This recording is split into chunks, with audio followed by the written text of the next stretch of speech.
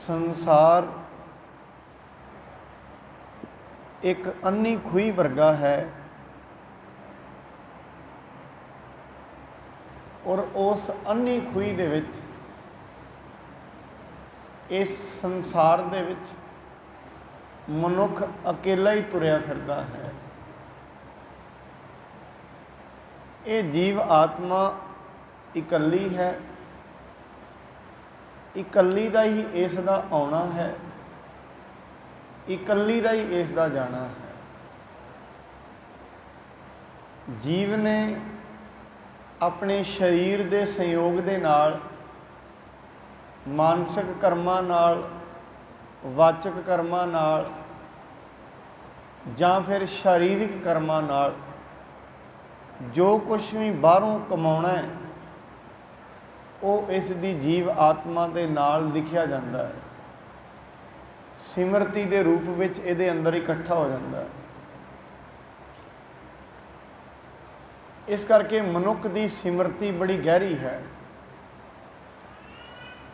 कदे नोट करना, सुपनियां दे विच कई बारी मनुख ऐसे थावां नूं वेखदा है जिहड़े थां कदे धरती ते वेखे भी नहीं।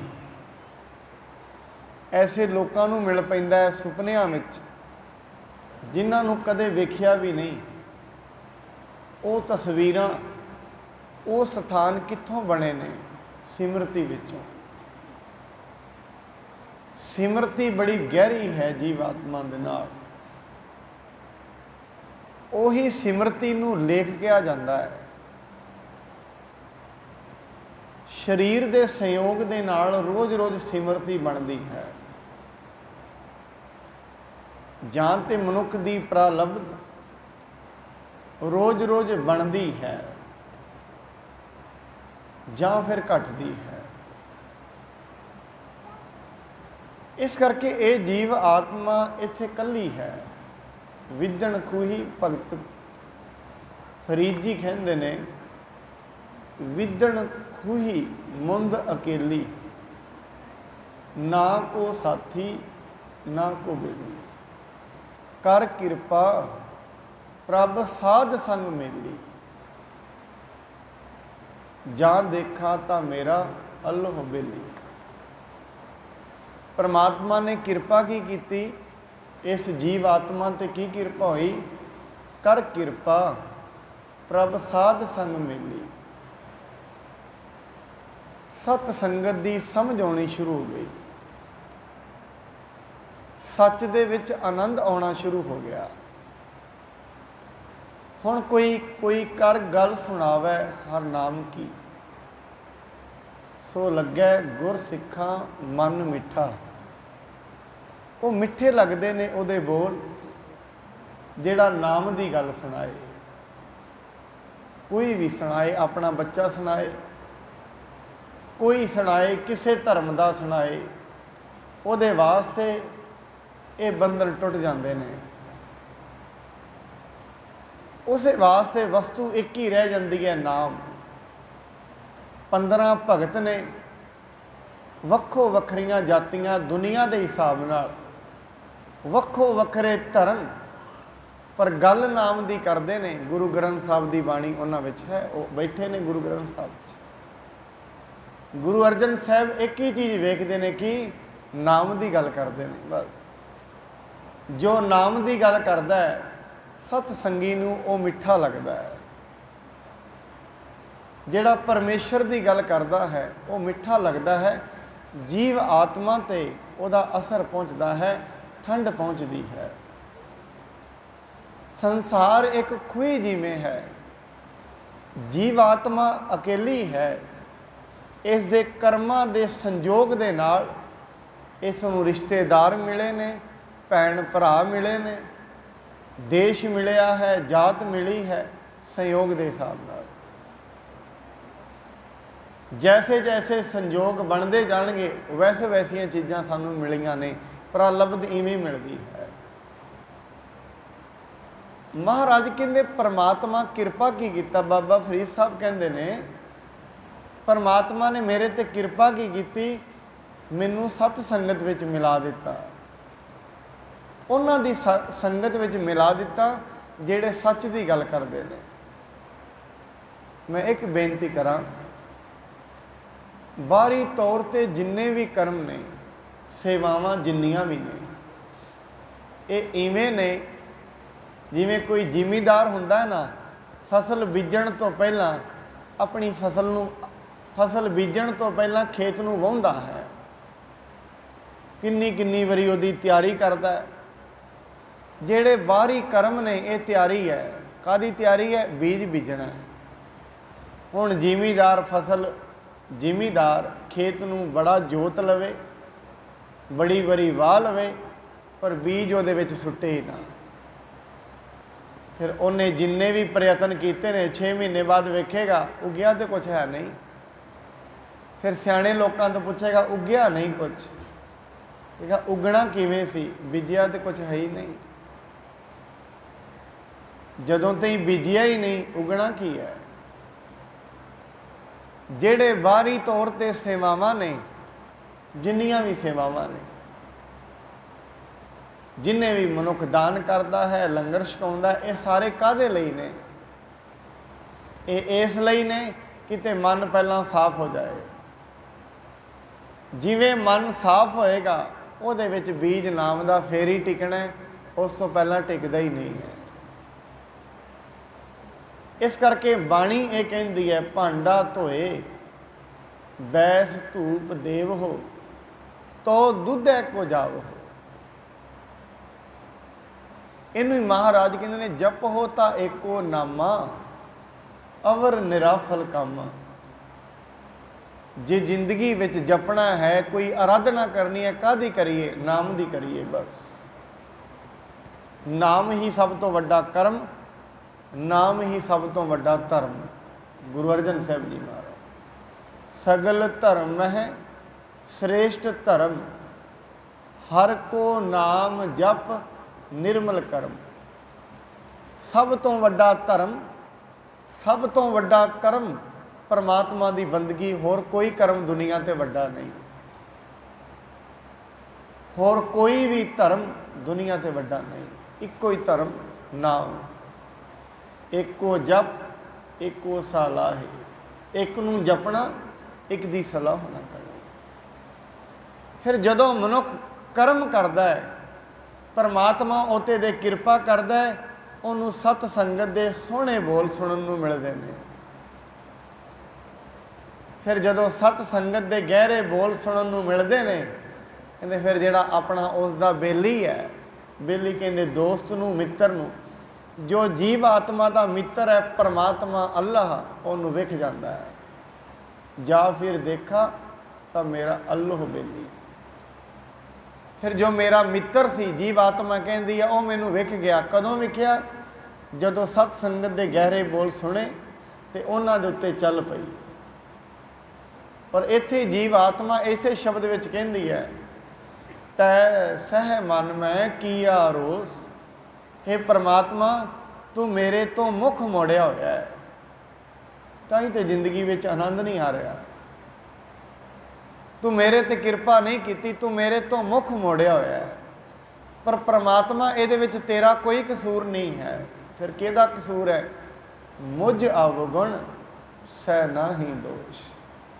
परमात्मा तेनू कोई दोष नहीं, मेरी औगण ने जिहड़े मैनू तेरे तो दूर लै जांदे ने। तेरा कोई दोष नहीं है इहदे विच, और परमात्मा का इहदे विच कोई दोष है भी नहीं है। दोष अपने कर्मां का है। जदों तई कर्म बलवान नहीं हुंदे, जीव आत्मा परमात्मा के मार्ग ते नहीं तुरदी।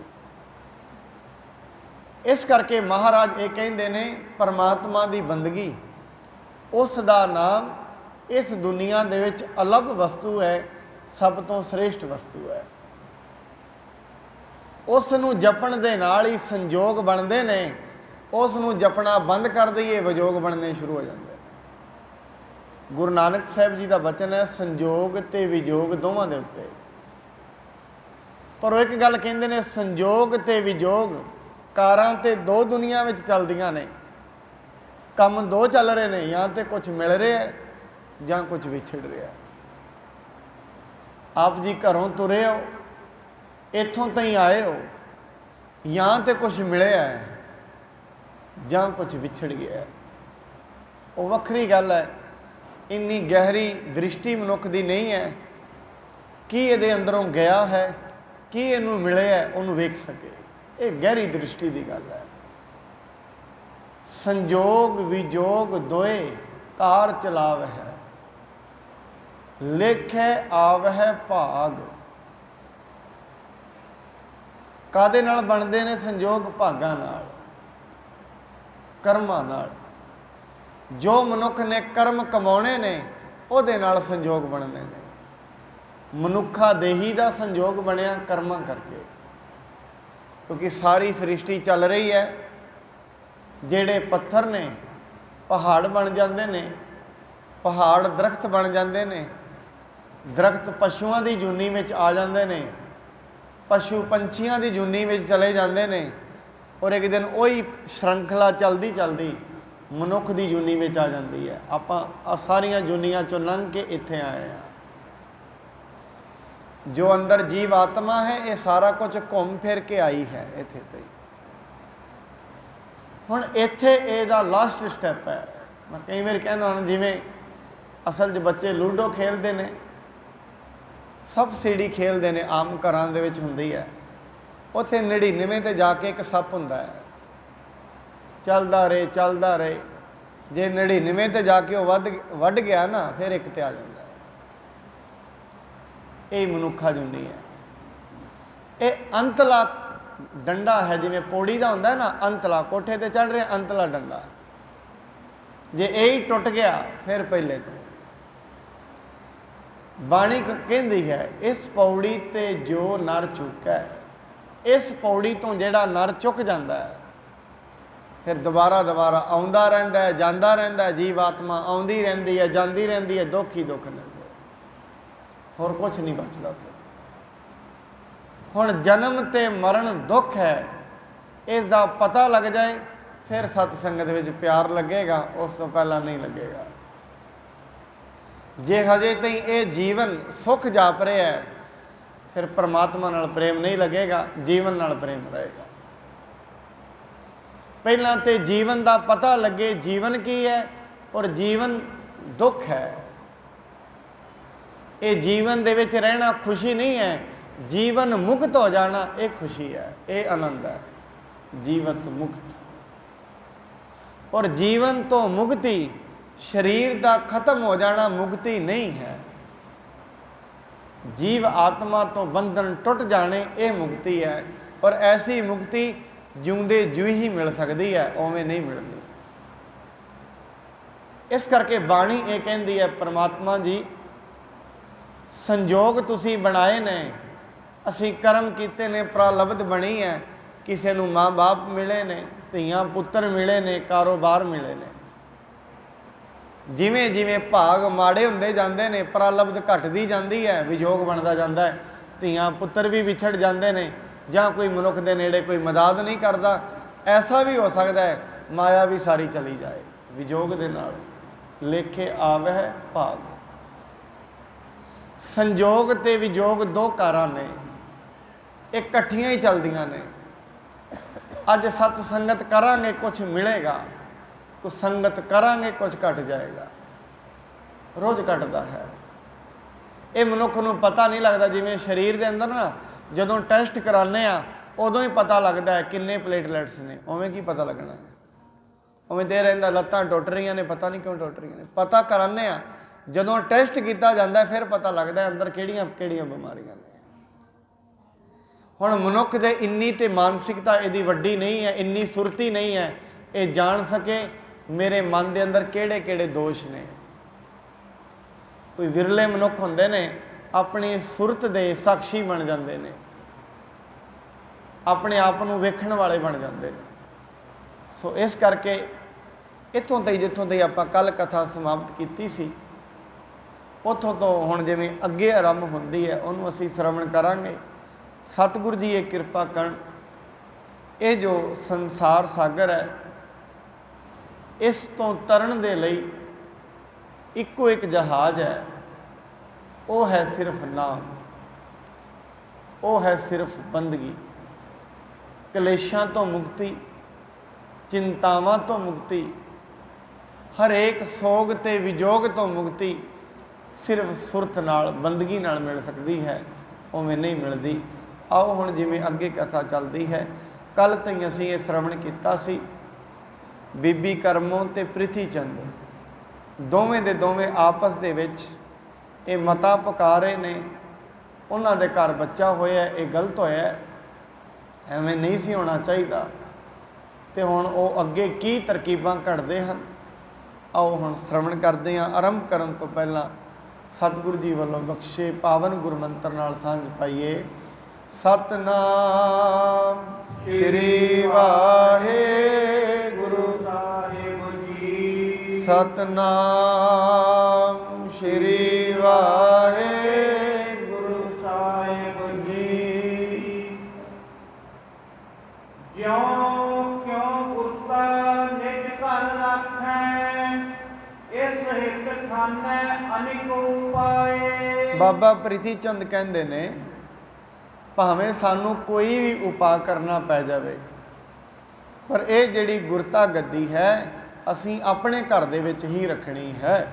ਜਪ ਲਉ ਮਾਤ ਗੋਦ ਮਹਿ ਬਾਲਕ, ਸਭ ਨੌ ਤ੍ਰਿਆ ਜਾਏ ਕੋ ਭਾਏ। ਹੁਣ ਉਹ ਮਨੁੱਖ ਜਦੋਂ ਲੋਭ ਦੇ ਗਹਿਰੇ ਤਲ ਤੇ ਉਤਰ ਜਾਂਦਾ ਹੈ, ਬਹੁਤਾ ਹੀ ਮਨੁੱਖ ਲੋਭੀ ਹੋ ਜਾਏ ਨਾ, ਫਿਰ ਅੰਤ ਉਹਦਾ ਇੱਥੇ ਆਉਂਦਾ, ਉਹ ਕਹਿੰਦਾ ਹੁਣ ਇਹਨੂੰ ਮਾਰ ਹੀ ਦਈਏ, ਜਿਹੜਾ ਮੇਰੇ ਰਸਤੇ ਦੇ ਵਿੱਚ ਆ ਰਿਹਾ ਉਹਨੂੰ ਮਾਰ ਦਈਏ। ਅਸਲ ਦੇ ਵਿੱਚ ਮੂਲ ਰੂਪ ਦੇ ਵਿੱਚ ਵਿਕਾਰ ਦੋ ਹੀ ਨੇ, ਇੱਕ ਤੇ ਹੈ ਮੋਹ, ਦੂਜਾ ਹੈ ਕ੍ਰੋਧ। ਯਾਦ ਰੱਖਣਾ, ਜਿਹੜੇ ਤਿੰਨ ਰੂਪ ਦੇ ਵਿੱਚ ਵਿਕਾਰ ਨੇ, ਜਿਹੜਾ ਵਿਅਕਤੀ, ਅਸੀਂ ਲੋਭ ਕਰ ਰਹੇ ਹਾਂ, ਕੋਈ ਲਾਲਚ ਹੈ, ਜਿਹੜਾ ਤੇ ਉਸ ਦੇ ਵਿੱਚ ਸਾਡੀ ਮਦਦ ਕਰੇਗਾ ਉਸ ਦੇ ਨਾਲ ਸਾਨੂੰ ਮੋਹ ਹੋ ਜਾਂਦਾ ਹੈ। ਕੋਈ ਵੀ ਅਸੀਂ ਅਨੈਤਿਕ ਕੰਮ ਕਰਨ ਲੱਗੀਏ, ਜਿਹੜਾ ਵੀ ਯਾਰ ਦੋਸਤ ਮਿੱਤਰ ਸਾਥ ਦੇਵੇਗਾ ਉਹ ਸਾਡੇ ਨਾਲ, ਉਹਦੇ ਨਾਲ ਮੋਹ ਹੋ ਜਾਂਦਾ ਹੈ। ਮਤਲਬ ਕਿਸੇ ਨਾਲ ਲੜਾਈ ਵੱਜ ਗਈ ਹੈ, ਝਗੜਾ ਹੋ ਗਿਆ, ਜਿਹੜਾ ਤੇ ਸਾਥ ਦੇਵੇਗਾ, ਭਾਵੇਂ ਅਸੀਂ ਗਲਤੀ ਹਾਂ, ਜੋ ਸਾਥ ਦਿੰਦਾ ਹੈ ਉਹਦੇ ਨਾਲ ਮੋਹ ਹੋ ਜਾਂਦਾ ਹੈ, ਤੇ ਜਿਹੜਾ ਸਾਥ ਨਾ ਦੇਵੇ ਉਹਦੇ ਤੇ ਕ੍ਰੋਧ ਹੁੰਦਾ ਹੈ। ਫਿਰ ਇਹ ਹੀ ਕਾਮ ਨਾਲ ਹੁੰਦਾ ਹੈ। ਜਿਹੜਾ ਕਾਮਨਾਵਾਂ ਪੂਰੀਆਂ ਕਰਨ ਦੇ ਵਿੱਚ ਸਾਡਾ ਸਾਥ ਦੇਵੇ, ਮਨੁੱਖ ਦਾ ਸਾਥ ਦੇਵੇਗਾ, ਉਸ ਦੇ ਨਾਲ ਮੋਹ ਆ ਜਾਂਦਾ ਹੈ। ਜਿਹੜਾ ਸਾਥ ਨਾ ਦੇਵੇ ਉਸ ਤੇ ਕ੍ਰੋਧ ਆ ਜਾਂਦਾ ਹੈ। ਹੁਣ ਤੀਜੀ ਗੱਲ ਹੈ ਹੰਕਾਰ। ਮਨੁੱਖ ਕਿਸੇ ਪੋਲੀਟੀਕਲ ਪਾਰਟੀ 'ਚ MLA ਬਣਨਾ ਚਾਹੁੰਦਾ ਹੈ, ਵੱਡੀ ਕੋਈ ਰਾਜਾ ਬਣਨਾ ਚਾਹੁੰਦਾ ਹੈ, ਜਿਹੜੇ ਤੇ ਲੋਕ ਉਹਦਾ ਸਾਥ ਦੇਣਗੇ ਉਹਦੇ ਨਾਲ ਤੇ ਉਹਨਾਂ ਨੂੰ ਮੋਹ ਹੋ ਜਾਂਦਾ ਹੈ, ਜਿਹੜੇ ਸਾਥ ਨਹੀਂ ਦੇਣਗੇ ਉਹਨਾਂ ਤੇ ਕ੍ਰੋਧ ਹੁੰਦਾ ਹੈ। ਇਵੇਂ ਆਪਣੇ ਪਰਿਵਾਰ ਵਿੱਚ ਹੁੰਦਾ ਹੈ। ਇੱਥੋਂ ਤਾਈਂ ਘਰ ਦੇ ਵਿੱਚ ਪਤੀ ਪਤਨੀ ਬੱਚੇ ਰਹਿੰਦੇ ਨੇ, ਜਿਸ ਵੀ ਗੱਲ ਤੇ ਵੇਖ ਲੈਣਾ, ਜਿਹੜੀ ਗੱਲ ਕਿਸੇ ਦੇ ਹਿੱਤ ਦੀ ਹੈ, ਪਤੀ ਦੇ ਹਿੱਤ ਦੀ ਹੈ, ਪਤਨੀ ਸਾਥ ਨਹੀਂ ਦੇ ਰਹੀ ਹੈ, ਉੱਤੇ ਕ੍ਰੋਧ ਆਏਗਾ। ਕ੍ਰੋਧ ਦਾ ਕਾਰਨ ਹੀ ਇਹ ਹੈ, ਜੋ ਸਾਡੇ ਕੋਈ ਵਿਚਾਰ ਹੈ, ਉਸ ਵਿਚਾਰ ਦੇ ਵਿੱਚ ਜੇ ਘਰ ਦਾ ਵੀ ਕੋਈ ਸਾਥ ਨਹੀਂ ਦੇਵੇਗਾ ਉਹਦੇ ਤੇ ਕ੍ਰੋਧ ਆਏਗਾ, ਜੋ ਸਾਥ ਦੇ ਦੇਵੇਗਾ ਉੱਤੇ ਮੋਹ ਆਏਗਾ। ਇਸ ਕਰਕੇ ਦੋਸਤ ਤੇ ਮਿੱਤਰ ਉਹੀ ਹੈ ਜੋ ਸਾਡਾ ਸਾਥ ਦੇਵੇ। ਉਹ ਵੱਖਰੀ ਗੱਲ ਹੈ, ਅਸੀਂ ਗਲਤ ਕਰ ਰਹੇ ਹਾਂ, ਗਲਤ ਵਿੱਚ ਵੀ ਸਾਥ ਦੇਵੇਗਾ ਉਹਨੂੰ ਤੇ ਅਸੀਂ ਮਿੱਤਰ ਹੀ ਮੰਨਦੇ ਹਾਂ। ਪਰ ਜੇ ਕੋਈ ਗਲਤੀ ਕਰ ਰਿਹਾ ਹੈ ਤੇ ਮਿੱਤਰ ਕਹਿ ਦੇਵੇ ਨਹੀਂ ਇਹ ਗਲਤ ਹੈ ਤੇਰੀ ਗੱਲ, ਇਹ ਠੀਕ ਨਹੀਂ ਹੈ, ਤੇ ਉਹ ਭਾਵੇਂ ਸੱਚਾ ਵੀ ਹੈ, ਉਹ 'ਤੇ ਵੀ ਸਾਨੂੰ ਕ੍ਰੋਧ ਆਉਂਦਾ ਹੈ। ਉਦੋਂ ਤਾਈਂ ਰਿਸ਼ਤੇਦਾਰੀ, ਉਦੋਂ ਤਾਈਂ ਮਿੱਤਰਤਾ ਬਣੀ ਰਹਿੰਦੀ ਹੈ ਜਦੋਂ ਤਾਈਂ ਕੋਈ ਸਾਥ ਦੇਵੇ। ਜਿਵੇਂ ਸਾਥ ਦੇਣਾ ਬੰਦ ਕਰ ਦੇਵੇਗਾ, ਕ੍ਰੋਧ ਆਏਗਾ, ਰਿਸ਼ਤੇਦਾਰੀ ਟੁੱਟ ਜਾਏਗੀ। ਇਸ ਕਰਕੇ ਇਸ ਹੱਦ ਤਾਈਂ ਉਹ ਚਲੇ ਗਏ ਨੇ। ਲੋਭ ਦੀ ਹੱਦ ਕੀ ਹੈ? ਕਹਿੰਦੇ ਹੁਣ ਇਹਨੂੰ ਰਸਤੇ ਵਿੱਚੋਂ ਹਟਾ ਦਿਓ। ਇਹ ਨਹੀਂ ਪਤਾ ਮਨੁੱਖ ਨੂੰ। ਮੈਂ ਇੱਕ ਕੱਲ ਵੀ ਬੇਨਤੀ ਕੀਤੀ ਸੀ, ਰਸਤੇ ਵਿੱਚੋਂ ਨਾ ਕੋਈ ਕਿਸੇ ਨੂੰ ਹਟਾ ਸਕਦਾ ਹੈ, ना किसी के रस्ते तो अज तक कोई हटिया। जदों कोई हटाउंदा किसी नूं वो नहीं हटा रहा, उहदे विच उहदे भागां दी ते रब दी मर्जी हुंदी है, हुक्म दी, तां हटदा वो राह चों। नहीं जे मनुख दियां ते पता नहीं किन्नियां मर्जियां ने दिन दे विच, किन्ने लोग पता नहीं की सोचते हैं सारा दिन। जे उन्हां दी मर्जी के अनुसार दुनिया विच होण लग जाए, दुनिया एक घंटे विच खत्म हो जाएगी सारी। जो कुछ मनुख अपने मनां विच सोचते हैं, जे किते एज इट इज वो होण लग जाए, सारी दुनिया ही खत्म हो जाएगी। क्योंकि मनुख नूं अपने तो सवै कोई चंगा लगता ही नहीं है, ये गल याद रखना। सब तो ज़्यादा जे चंगा कोई लगता है कौन है? मैं कई बार आप जी ने यह उदाहरण दिता है। दो राज ने, हरियाणा ते दिल्ली, हरियाणा ते राजस्थान, जे इन्हां दी लड़ाई हो जाए असीं किहदी तरफ होवांगे? हरियाणे की तरफ। हरियाणे में दो डिस्ट्रिक्ट ने, करनाल यमुनानगर, दोवां दी लड़ाई हो जाए असीं किहदा साथ देवांगे? करनाल का। अगे आ जाइए, दो शहरों की हो जाए, नीलो खेड़ी ते तरावड़ी, जे इन्हां दा कोई डिस्प्यूट हो जाए तो असीं अपने शहर के हक च खड़ा। महल्ले ते आ जाओ, दो महल्लियां ते अपने महल्ले च। दो परिवारां दी हो जाए, अपने परिवार वाल। जे परिवार च ही दोवें जियां दी हो जाए, अपने वाल, बस किसी वाल नहीं। अंत दे गल ये एक बिहेवियर है अपने वाल खलोण का। ये देशों तो शुरू होंदा है। तुसी मंगल ग्रह ते पृथ्वी तो ला लोगे, असीं पृथ्वी वाल होवांगे। अंत दे विच कित्थे जाके खलोएगा? परिवार में पति पत्नी रहिंदे ने, दोवें आपस में लड़ चुण किहदा कसूर कड्ढणगे? वो कहेंगे मेरा कसूर नहीं, ओहदा कसूर, मैं अपने वाल हो जाता है। मनुख हमेशा अपने वाल दा हुंदा है, कोई किसी दे वाल दा नहीं हुंदा। जदों अपनी जान ते आ पैंदी है, मनुख अपने वाल दा होके खलो जाता है। इस करके लोभी मनुख अंतला जिहड़ा काम करता है, हंकारी मनुख जो अंतली उहदी स्टेज है, जो मनुख दी कामी मनुख दी अंतली स्टेज है, जो रुकावट आ रही है रुकावट नूं वढ दिओ, बस आ स्टेज है। और ये जिहड़ी राजनीति है ना चाणक्य दी, उन्हें 4 रूल दसे ने। ये हंकारी मनुख, लोभी मनुख, ये चौथा रूल है फिर, जिहदे विच वो कहिंदे ने भी मनुख पहली गल है गल्लां नाल समझाओ, फिर क्षमा शाम दाम दंड भेद, तीजा चौथा काम की है? खत्म कर दो। जे कंडा राह चों नहीं निकल रहा, जड़ों ही पुट दो। हुण प्रिथी चंद लोभ दे विच इन्ना गरकिया गया है, कहंदा हुण की करना है? कहते जदों तई माता दी गोदी दे विच बालक है ना, किसी बीबी नूं भज्जो ते इहनूं मरवा दिओ, बस इस अंतली स्टेज ते आ गए। इस करके हुण इस प्रकार दियां क्यों? लालच की है पिछे, प्रयोजन की है? क्यों इन्नी नीवें आ गया मनुख? नीवा आण दा काम इक्को ही है, लोभ है पिछे, माया, दुनिया दी ऐशो आराम। और ये असीं दुनिया में अज वेखदे ही पए आ। कोई किसी भी किते विच है, कोई एक किते की गल नहीं। दुकानां ते कोई किसी भी प्रकार दियां दुकानां ने, भावें वो फूड दियां ने, भावें डॉक्टरी दियां ने, हर एक मनुख एक एक किते ते आ गया कि लुट दो सब नूं। बस दुध दे विच अनेकां प्रकार दे जहर